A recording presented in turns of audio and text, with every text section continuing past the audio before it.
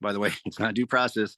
Like this is the opposite of due process. Like you're guilty and you got to prove yourself innocent with this very legal nebulous conversation around reasonable accommodation. And so because Salesforce is I mean, literally the most accessible business enterprise application on the planet, like I lead with Salesforce is the reasonable accommodation.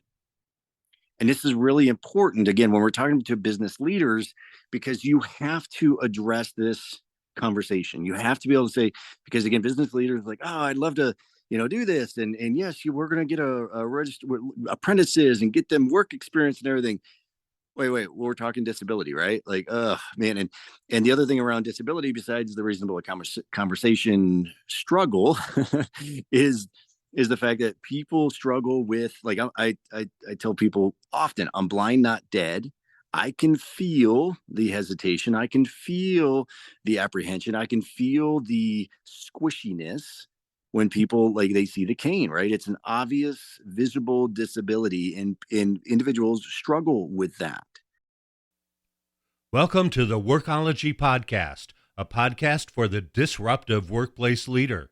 Join host Jessica Miller-Merrill, founder of Workology.com, as she sits down and gets to the bottom of trends, tools, and case studies for the business leader, HR, and recruiting professional who is tired of the status quo. Now here's Jessica with this episode of Workology. Hello, and welcome to the Workology Podcast. This episode is part of our podcast series powered by the Partnership on Inclusive Apprenticeship, or PIA. PIA is funded by the U.S. Department of Labor's Office of Disability Employment Policy, or ODEP. In November of 2020, ODEP launched PIA to ensure all apprenticeship programs are inclusive and accessible to people with disabilities. PIA collaborates with employers and apprenticeship programs to help meet employer talent needs and enable people with disabilities to benefit from apprenticeships that increase their opportunities for lifelong access to high-growth, high-demand jobs. Before I introduce our guest for today, I do want to hear from you. Text the word podcast to 512-548-3005. That's podcast to 512-548-3005. You can ask me questions, leave comments, and make suggestions for future guests. This is my community text number, and I want to hear from you. Today, I'm joined by Mike Hess, founder and executive director at the Blind Institute of Technology, and Sarah Mark, workforce development program manager for people with disabilities at Salesforce. Now, after 20 years as a tech veteran managing 7-figure projects for Fortune 500 companies, one thing troubled Mike. He was always the token blind guy. Knowing that the invaluable skills he developed because of his blindness were the keys to his success, he couldn't understand why unemployment amongst the blind and visually impaired, or BVI, community was so high. He embarked on a journey to change corporate America's stigmas and misconceptions of BVI professionals, developing the Blind Institute of Technology. Using the same skills that made him a success in IT, Mike has built partnerships and placed BVI professionals in Fortune 500 companies nationwide. After working in a community-based mental health as a clinician, supervisor, and training director, Sarah made her career pivot towards workforce development with a continued focus on disproportionately unemployed and underrepresented communities. After over a decade in nonprofit service organizations, she moved into a role managing the Tech SF program, enabling technical and soft skills training for all unemployed and underemployed residents of San Francisco. Her program supported a team of career coaches and used an equity lens to ensure that the tech skill training courses were inclusive and accessible to all. This combination of her background experience led her to her current position at Salesforce, where she has been since March of 2020. Mike and Sarah, welcome to the Workology Podcast. Thank you so much. Super excited to be here. I am so excited, and your backgrounds are really interesting and impressive. So let's just jump right in and talk about your roles and how you guys, or you two, work together. Sarah, let's start with you. Sure. So my name is Sarah Mark. I am the Senior Manager of Workforce Development for People with Disabilities in the Office of Accessibility at Salesforce. I have been there, like you said, from March of 2020 until now. I was one of the original members of the Office of Accessibility, which had just launched the November before. My assignment when I started there was to create and stand up a workforce development program that would be externally facing for people with disabilities. So that means getting folks trained, skilled, and connected with opportunities to land careers in the Salesforce ecosystem. So the way I kind of say it when I'm talking to people about this job that doesn't really exist anywhere else is that my role is to make sure that all the careers that are created because of Salesforce's existence are accessible equally for people with disabilities. And thank you again for having me on. My background, obviously, in corporate America, was unique from the standpoint that I didn't know what I didn't know, and what I didn't know is that that there really weren't huge emphases on people with disabilities, professionals with disabilities. All I knew was my path. I knew my path was filled with I wouldn't call it straight up discrimination, but there was plenty. I mean, looking back now, I can be like, yeah, that probably wasn't right.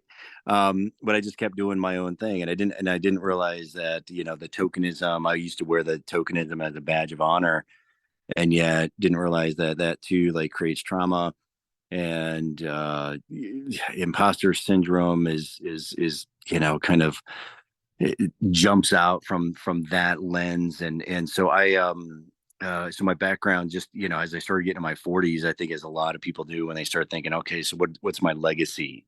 What's the bigger picture? Cool, I'm making six figures. Cool, I'm solving projects for executives who are going to be around for about 18 months, all of that good stuff. But I just knew that I had this calling internally.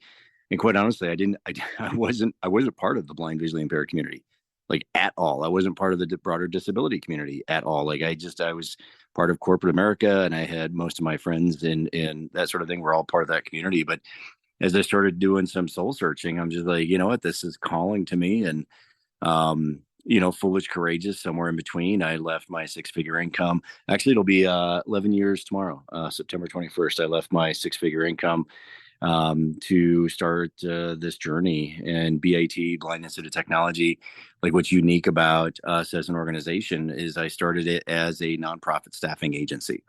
So within the first 6 months, 18 months, 24 months, we were placing professionals with disabilities. The vast majority of them were blind, visually impaired, into corporate America, Fortune 1, Fortune 200 companies.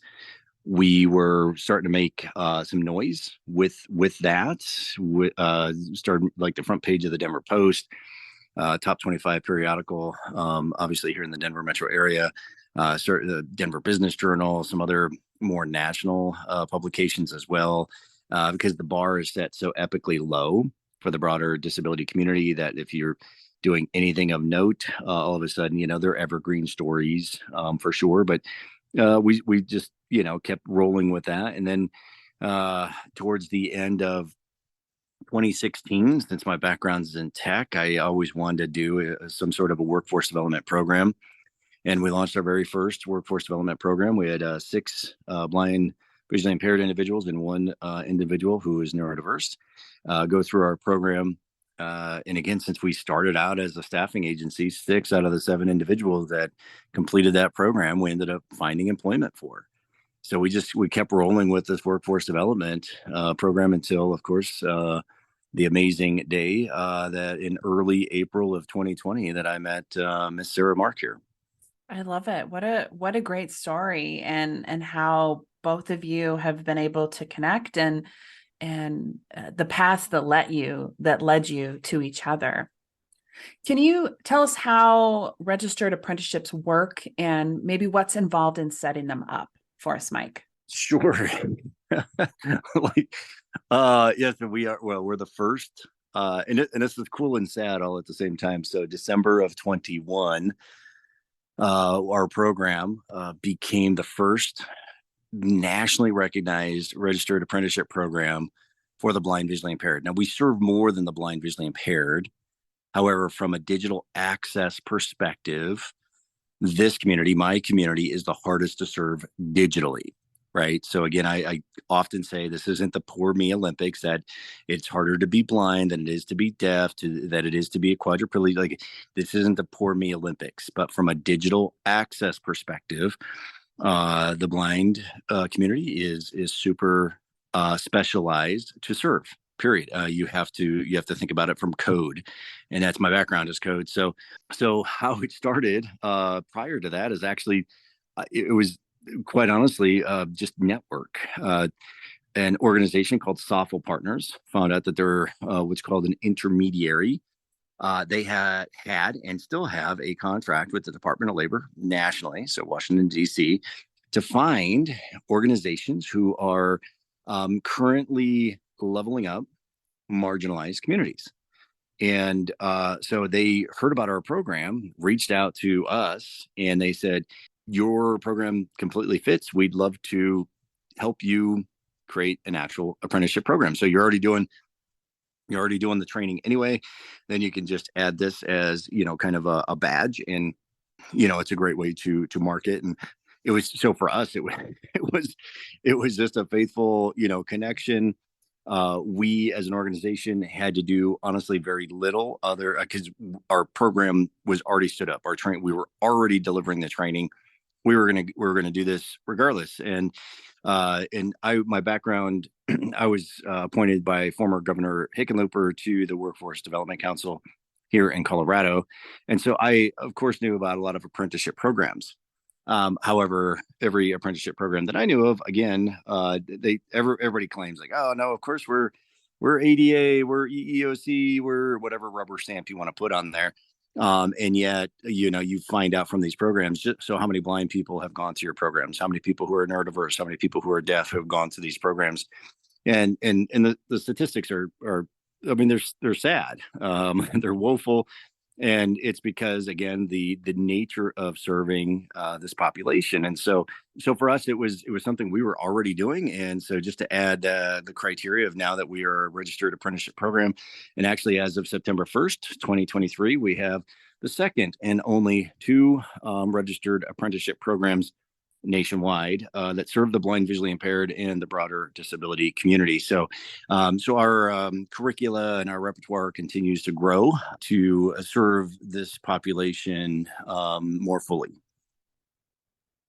Thank you for that. And it's quite the process to be able to stand up an apprenticeship program and have one be as successful as yours. I know that a lot of intermediaries or those who are aspiring to be intermediaries are struggle with the setup process. So I think that it says a lot about the two different programs that you have, and then the actual apprenticeships that have went through your program. It's work, but it's work that we as an organization were already doing. Right. So for us, it was, okay, here's here are the training programs, here how we were. And again, since we started as a placement agency, again, the difference between apprenticeships and internships, as most of your audience will already know, is the fact that apprentices get paid. So we as an organization, this was already our business model, right? We were leveling folks up. We're using very specific curriculum, and then we're replacing people, right? So at the end of the day, that's what we were doing. And that's why with, the relationship that we have with Software Partners, it was really hand in glove, because it was already what we're doing. And honestly, I mean, that's really the beautiful relationship that BIT has with Salesforce, the mighty Salesforce, is because, again, we were already doing this. We were already committed to doing this. The fact that, we have these amazing relationships and partnerships, and we have street cred because of the RAP program, all that kind of stuff. I mean, it literally is just because we were already committed to doing what we're doing. I was just going to jump in and say, that's exactly what that brought up for me as you were talking, Mike, that part of how our partnership formed, or really how our partnership formed in our first conversation, I realized that what I was looking for was what Mike was already doing. Up until then, I had been trying to find a disability employment focused organization that would be willing to take on a Salesforce training program.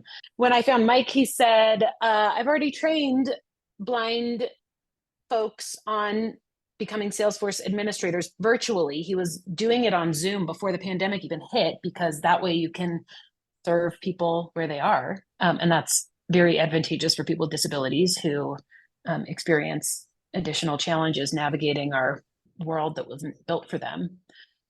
So, as someone who's been on the other side of the fence in the nonprofit world, we're often scrambling to apply ourselves to grants or money that's being offered to do a certain thing that we don't actually do yet, but we promise we'll figure it out once we get the money. And that's how it has to work oftentimes. But what was really special about finding Mike was that he was already doing it, and that's always going to just go better when you're throwing money behind the work that's already happening. It's like, now we get to just grease the wheels and make it bigger and better instead of building a new ship. I like that. And this is a great segue to our next question, which is, what is Salesforce's role in supporting apprenticeships? Can you kind of talk us through that a little bit more, Sarah? Yeah. So, again, because I have a background in the nonprofit sector and Mike has a background in the corporate world, we really, and then we kind of flip-flopped. We both understand each other's work and where our limitations are and where the strengths are in our respective fields. So we can have very candid conversations. And when I was talking to him, I said, if I give you money, how are you going to use it? And his immediate response was, I'm going to put it in the pockets of people with disabilities who do the work. Like, we're not going to ask people to do work for free and then put this free work on your resume, hope that means something to some mythical future employer. That's just not, it's not equitable. And it's not how we ask anyone else to get going in the career world. So he sort of floated the idea of paid work experience. And the model that we kind of came up with together was that we would identify nonprofit organizations who were Salesforce customers and needed Salesforce support, which is expensive because Salesforce talent is in high demand, right? And so oftentimes nonprofits can't afford, they don't have the resources to customize their Salesforce org to the level that would best serve them. So he could offer these services at low or no cost to the nonprofits, but still fund the talent who was doing the work through grants from our organization, from the Office of Accessibility. And so that in turn created sort of proof of concept that he could use. Mike, please chime in if I'm misquoting the history here, but it created a proof of concept that then he could use to create the building blocks for the apprenticeship program nationally. Spot on. Almost like we've talked before. It's almost like we've done this before.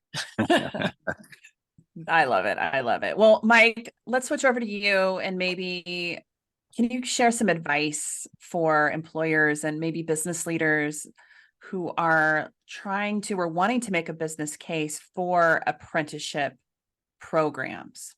Well, specifically, so to, when you're talking about like the Fortune 10,000, like within the inclusion oriented conversations, right? The four main pillars within the Fortune 10,000. And these are all, I was raised by a single mom. Like these are, again, not the poor me Olympics. Please hear me when I'm saying this, but the four main strategic initiatives are always around talent within the inclusion space, are gender equity, the ethnic, BIPOC community, LGBTQ plus community, and veterans. Those are the four main pillars.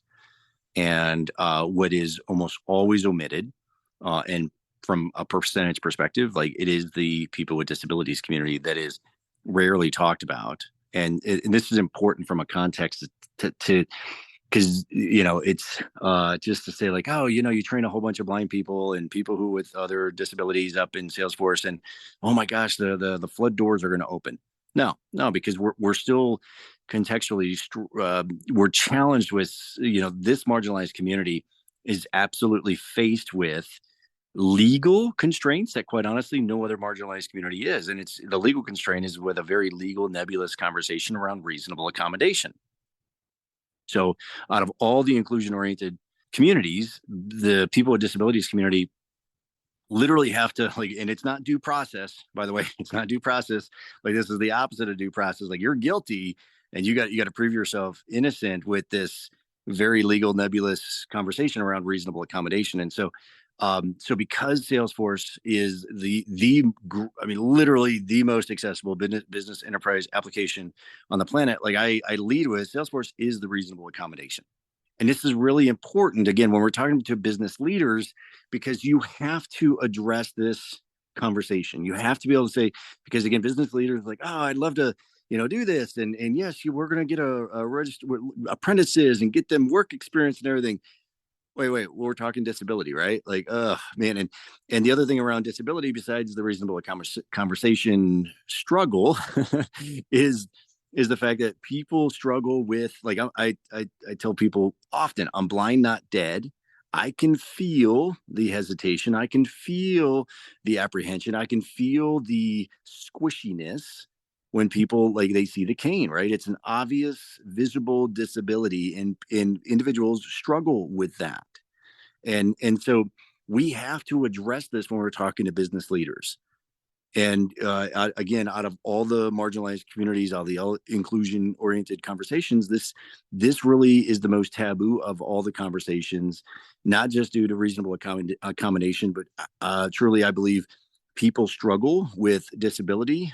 They have a hard time realizing that this is part of the human condition, right? As we age, right? No matter what, father time is undefeated. And our bodies decline, our eyesight, our hearing, our cognitive, our motor skills, all of that happens. However, as people are in their fully able-bodied states, they have a really hard time imagining themselves in that state. And so when you come with an obvious visible disability, it puts them immediately into this like, oh my gosh, I don't know how I would do that. And so we have to address all of these uncomfortable conversation topics right away. Because the beautiful thing is, like, once we talk about that, then we can get to like, oh, by the way, Salesforce is the reasonable accommodation. By the way, people with disabilities are able to, like, we don't job hop, we don't get opportunities to begin with. Like, there are all these amazing assets that we bring to the conversation. However, talking to new business leaders, we do address that very uncomfortable conversation because it is absolutely part of this equation. So after you've addressed that part of the equation, do you take it a step further and say what in terms of the business case? The business case. Yeah, the business case is, I mean, it's again, Accenture has done, white papers on this, like the statistics on organizations who actually like actively recruit and retain talent from the disability community.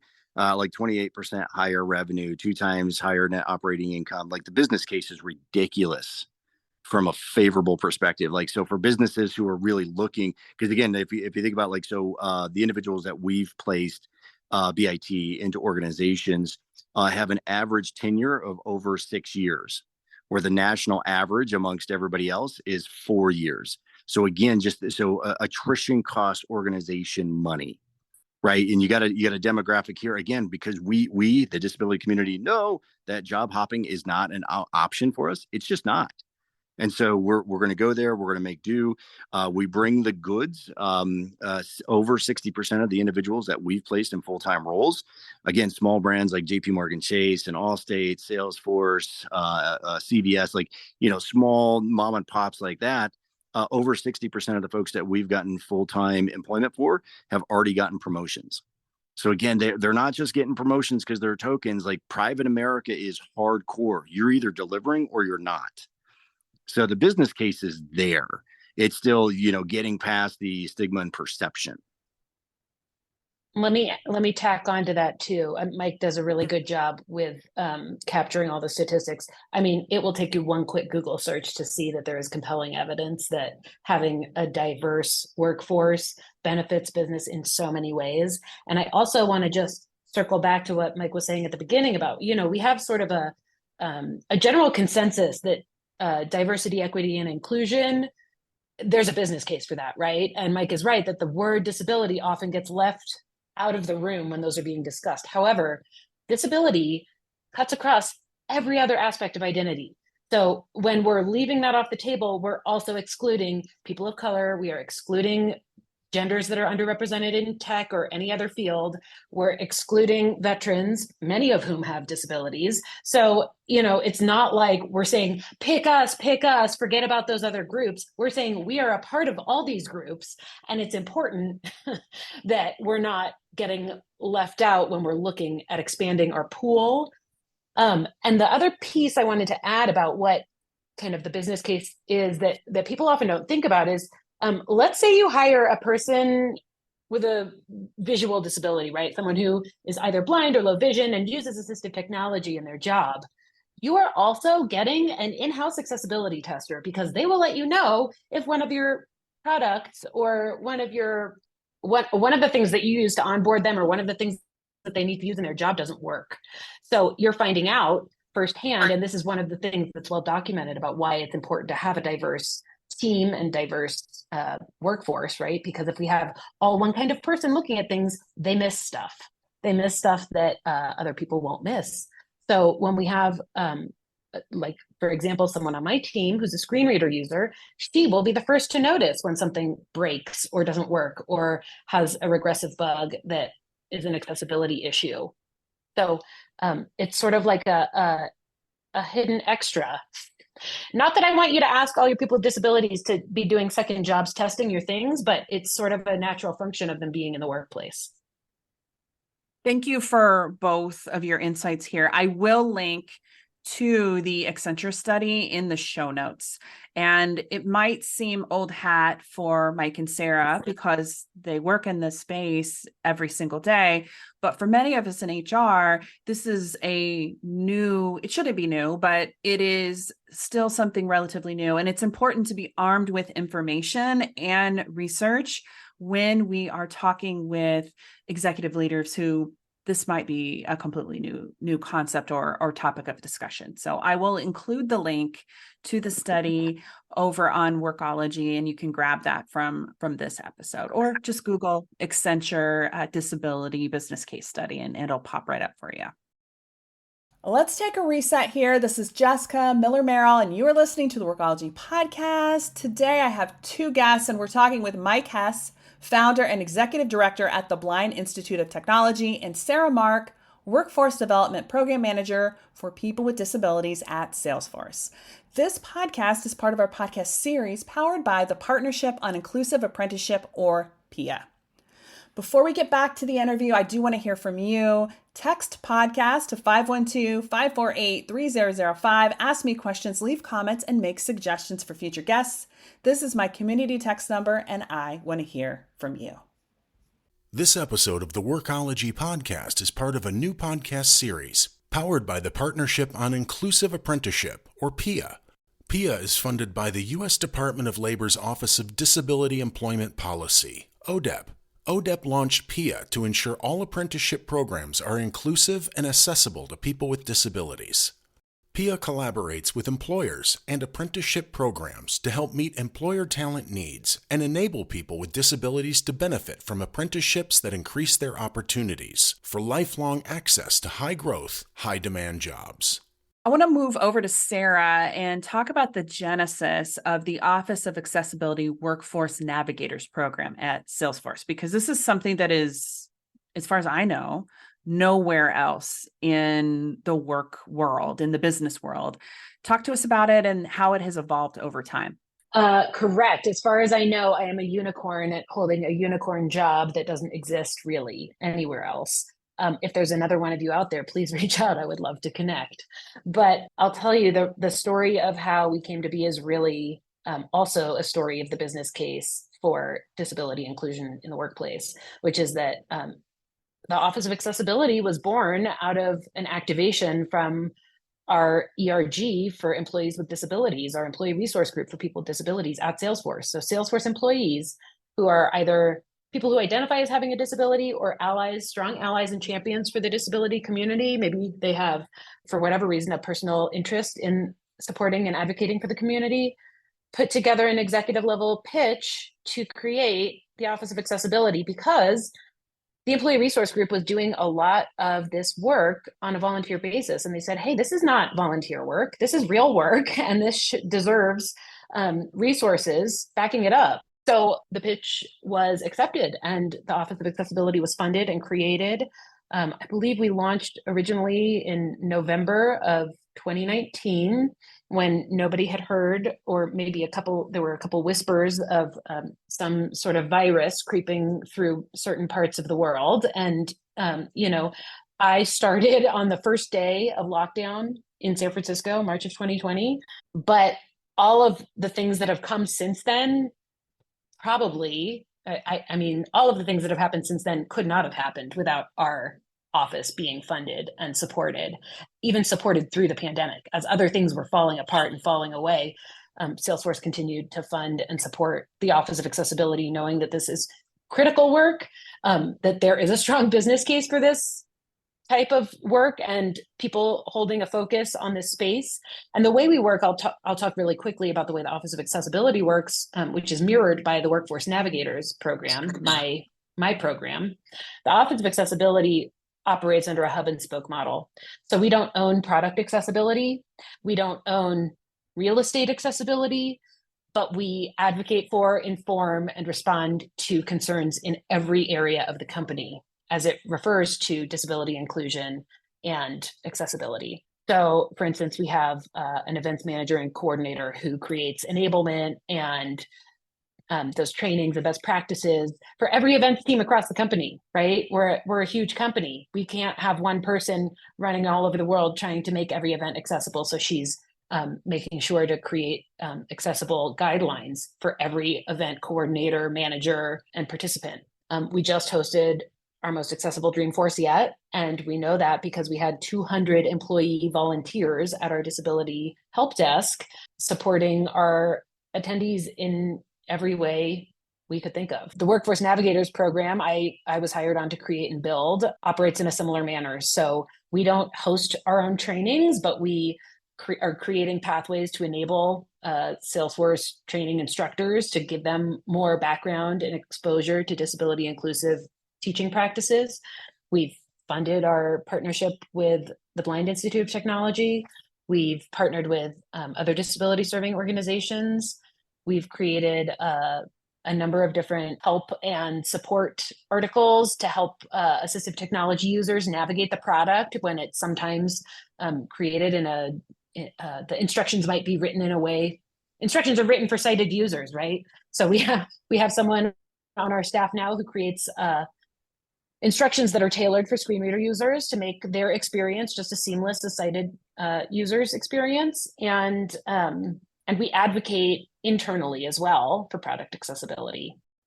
I love that. And I will say that we have Mike's LinkedIn profile on the show notes as well as Sarah's. So if you're like, hey, I want to connect with Mike and chat about bringing something like this and his knowledge and expertise and the resources of the team to your organization, you absolutely should. And hopefully you will. Before we close things out, I wanted to ask a final question about what you would like employers to know about the creating of inclusive apprenticeships. Is there anything that we've left unsaid? We'll start with Sarah.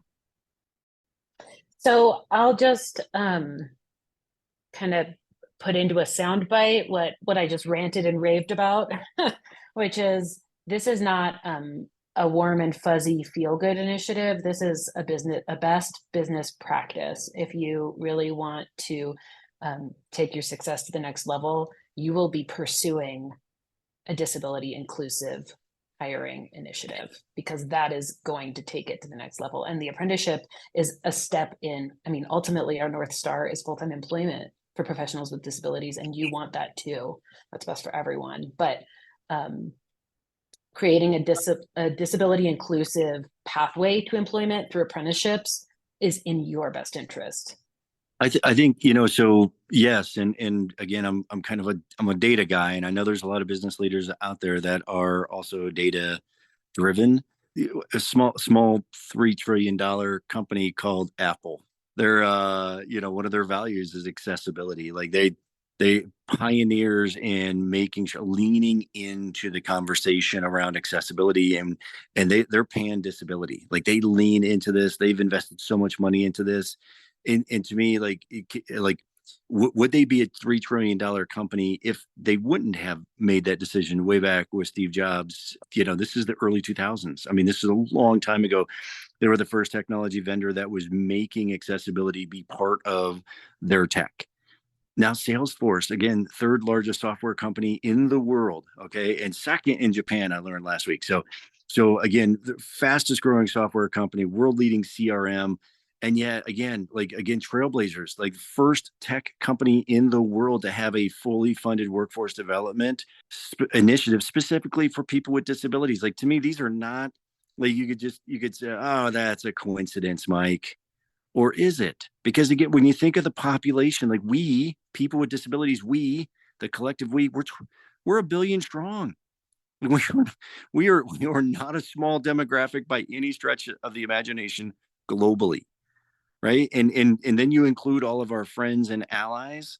Like this is a massive community. This is a business strategic initiative. And I think if leaders start to think of it from that standpoint, you're going to be really part of what I'm calling the disability revolution from an employment perspective. Like we're here, it's coming, jump on board. I love that. A call to action for everyone to end the podcast interview. Well, Sarah and Mike, I really appreciate your time and expertise. I love both of the work that you're doing. And if anybody has any questions, I would love for them to reach out to you directly and connect to learn more. We'd love that too. Please, please, please. Fantastic. I can't wait to have you back maybe in another 18 months and we can kind of see how things have progressed even more. We would love that. That sounds great. Thank you to Sarah and Mike for sharing their expertise. This is such an interesting area of focus. It's an essential area of focus for not only HR professionals, but business leaders today. It's so important for us to support and develop employees, all employees, and being inclusive, and that includes those with disabilities. I love the program that Mike and his team have created that is around mentorship and apprenticeship, growing people with disabilities in their careers. Of course, I am grateful for Salesforce and their vision and ability to bring this to such an amazing organization and platform and technology. It's so important to be able to hear from people who are dedicated to amplifying accessibility programs, including apprenticeships. And I appreciate the insight from Mike and Sarah today and for them sharing their story. And thanks to you for tuning into the Workology Podcast. I love what I do. I love this podcast. I love the resources that we provide and the conversations that we have. If you have a suggestion, idea, or comment, I would love to hear from you too. Text the word podcast to 512-548-3005. Ask me questions, leave comments, and make suggestions for future guests. A special thank you to you for tuning in, as well as Pia for their podcast sponsorship for this series. Have a great day, and we'll see you next time.